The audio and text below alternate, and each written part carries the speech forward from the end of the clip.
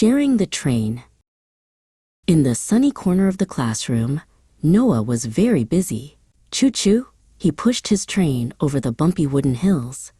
It was his favorite toy, and he was having a wonderful time imagining it was traveling to a faraway city. Anniyah watched from the side. She really loved the train, too. She wanted to reach out and grab it right away because it looked like so much fun. But she stopped and remembered that grabbing isn't the way we play with friends. Anniyah took a deep breath and used her big girl voice. She walked closer and said, "Noah, may I please have a turn with the train when you are finished?" She stood still and waited patiently for him to look up and answer. Noah looked up from his tracks. He wasn't quite ready to stop his game yet. "I'm still playing," he said clearly.